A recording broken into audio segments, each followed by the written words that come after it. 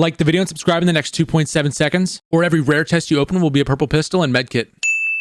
What is going on, YouTube, and welcome back to yet another video on the channel. Now, first things first, please go hit that subscribe button because almost 90% of you guys that watch my videos aren't subscribed, and it's free, so just do it. In today's video, I'm going to be covering how to loot the Fortilla, the Authority, and Catty corner so you can get your hands on those coveted mythic weapons. So without further ado, let's jump right into it. Alright, so you went to get those mythic guns, but let me tell you, it's not going to be easy. You should expect to get into at least one off-spawn fight no matter which mythic POI you land at. The amount of loot at all of these places is crazy, so no doubt you're going to have to fight for it. Let's start with the Fortilla, located in the southwest portion of the map. The Fortilla is pretty unique because of how spread out it is. In total, the Fortilla has a combined 39 chests, the most of any named location on the entire map. So you can almost guarantee no matter the bus path, you will be contested. But since there are so many chests and it is so spread out, some competitive players loot an island and then disengage. However, I'm going to show you the way I loot it and the best way to kill Ocean and get into the vault as fast as possible. So, as I am landing, I like to aim for this back windmill. Since the Fortilla is so far out of the way and highly contested, a lot of people drop too low. So I like to aim for the back, and while I'm gliding over, I look out to see if I can see if Ocean spawned in any of the buildings or platforms. If I see her, I take note of where she's at and land at this chest on the windmill. I then scout to see where my opponents are landing. If someone lands at the building north of me, I jump down to the building to the south and vice versa. Most of the time I rotate to this southwestern island from the windmill because less people tend to land here. Ocean sometimes spawns here and I can get 7 chests super fast. So after I get the chest in the windmill, I ride the zipline and then grab a few floor loot spawns. I then jump down in this hole to get 2 more quick chests, farm whatever materials I can, and then jump down into this awning to open another chest.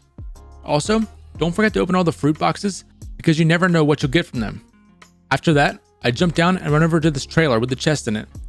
Then go ahead and kill any henchmen in your area that are bothering you. Now, I usually grab the chest in that small building, but since I saw Ocean, I go straight for her. I disguise so I get up really close to make knocking her really easy after a few headshots. Let's talk about Ocean. She drops 3 things: the Fortilla keycard, the bottomless chug, which heals whoever drinks it to max health after 15 seconds, and her burst AR. Ocean's burst AR does a whopping 37 damage per shot and 55 headshot. The real perk of her burst AR over the regular gold and purple AUG is that her AR has a clip of 30 compared to the 20 in all the other bursts. Now that you've got all of her loot, pop the chug if you have to, and then rush to the vault as fast as possible. It may be helpful to disguise before approaching the vault because there are usually loads of henchmen surrounding it. After opening the vault, try to loot it as fast as possible because when players hear the vault open, they will most likely rush in, and there are only a few places you can build around the vault, so you could get caught in an awkward situation. Also, be careful when taking the porta potty out of the vault because a player could easily be waiting for you to pop out and have you all boxed up with nothing you can do. Now, Ocean can spawn almost all over the 5 islands surrounding the Fortilla, and if she's not near you, the best way to find her is to listen. If you hear someone fire a full clip non-stop, they probably just downed her. Also use the zip lines and the tunnels to get around the islands quickly. I'll throw a diagram up of all the zipline and tunnel routes on the screen here. But yeah, my advice is to land on the windmill, take note of other players landing there, and adjust your loot path to theirs. After that, disguise to prevent getting shot from those annoying henchmen, and then search for Ocean. The sooner you find her, the sooner you get that vault loot, which really increases your chance of survival. Now on to the Authority, arguably the most contested location on the map because of the 29 chests you can find here, the mythic weapons, and mostly because of how central it is. You will almost never have to worry about Storm when looting it. Now, the Authority is very similar to the Agency from last season, but in my opinion, the Authority is better. At the Agency, the henchman chest would give you a suppressed scar, a suppressed sniper, and maybe some shield and some decoy grenades. Now at the Authority, the henchman chests drop regular scars, SMGs of all kinds, all types of shield, and chug splashes. I've gotten a gold scar, a gold rapid fire, and chug splashes out of one chest before. And if any of you guys have watched my recent videos, you know how much I love the gold rapid fire sub. Besides that, let's talk about the boss here, Jules. She drops 3 things as well: the Authority keycard, a grappler, and a drum gun that is not near as powerful as last season. In fact, some pros that land here don't even carry the drum gun after killing her. In my opinion as well, the P90 rapid fire subs are way more powerful than her drum gun. However, her grappler is extremely powerful. If any of you played in Season 10 when Gotham City was added and you could use Batman's grapple gun, it is almost identical to that. The range on the grapple is so insane, and it also forces you to redeploy at the peak of your grapple, which can be a blessing and a curse depending on how many people are trying to beam you out of the sky, so use it wisely. Now let's go over the loot path. I like to land on the east side of the building on this ledge right adjacent to the red frame. I only land there if there's a weapon or shield there. After that, I jump off to the door right beneath it. Inside there, I run up the stairs to grab a chest, then I keep running up the stairs, and right here is a super common spawn for Jules. So take her out if you see her there. If she's not there, grab that chest and keep looting. But if she is there, take her out and get all of her goodies and then jump down to this little side building. And inside there is yet another chest. I then like to break this floor and jump down right on this henchman, but be careful because this henchman always has a P90. So try to take him out quick. Then throw some ramps out to deflect the turrets and try to block off the stair entrance as well, because players will push after hearing the vault open. Then loot the vault quickly, because there is no porta potty inside to escape from. So if you get pushed, you have to leave the same way you came in. You want to get in and out as fast as possible. I'll go ahead and throw a diagram up on the screen of all the zip lines and tunnels at the authority to help you navigate around. But after you've got the god tier vault loot here and grappler, I like to grapple up to the top of the building and look for people trying to rotate out or looting the side buildings. The grappler is one of the best weapons to W key and rotate with, so take advantage of it. And last on the list, and probably the one you all are watching for, is Catty Corner. Catty Corner is probably the most sought after location for competitive events and even in public games. And no, it's not because of Kit's shotgun, it's the Shockwave launcher.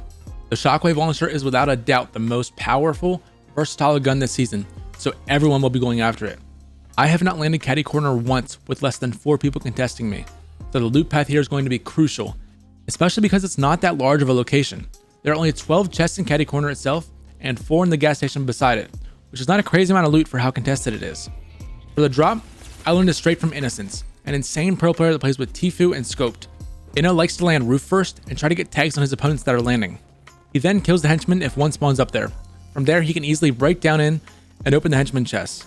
But often, there are no guns on the roof and even a henchman up there, which will make landing there stupid. If that is the case, he likes to glide straight through one of the windows here to grab the chest inside. Going through the window gets you inside before anyone can scan their way in or break their way in. But be careful, because sometimes Kit spawns in here and her shotgun can easily one-tap you, so keep that in mind. But once you're in, there are 2 chests you can open without scanning and loads of floor loot spawns. Open the henchman chest as fast as possible and check for Kit. If she's not there, then she has to be at the gas station. Keep in mind that the player at the gas station most likely has Kit's shotgun and Shockwave launcher, so keep that in mind when fighting. Or you can camp the vault and wait for them to bring the keycard. It really depends on what type of player you are. I'm the type to just camp the vault, but if you want to be aggressive, go right ahead.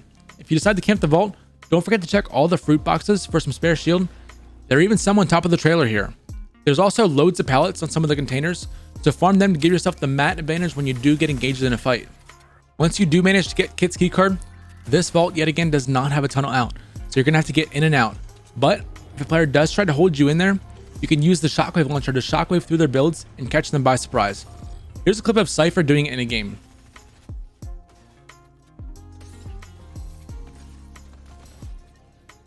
The Shockwave launcher is arguably the best weapon to W key with. The mobility is crazy with it, and I watched a pro player named Kylix do an exploit with it where he builds 2 floors out past his opponent's box, launches a Shockwave on it, and it throws him behind his opponent and it breaks all the builds for some free shots. Here are some clips of me doing it in a pub. Not only that, but if you do have it in an endgame, you can launch players into Storm and there's almost nothing they can do. It is by far the most broken weapon this season. So definitely take advantage of all the mythic guns once you get them. Use them to their fullest potential because you're going to have to fight off spawn to get them. If you made it this far in the video, I want to say thank you to you. So go ahead and comment the word vault down below so I can see who watches my videos the whole way through. I also reply to almost every comment, so leave some feedback or ideas for future videos and I'll definitely take note. That is going to be all for this one. I'm going to leave some gameplay of me pub stomping, so I'd appreciate it if you watch that. But if you did enjoy this video, please give it a thumbs up and subscribe for more videos like this. Hope you all have a wonderful day and I will see you all in the next one. Peace.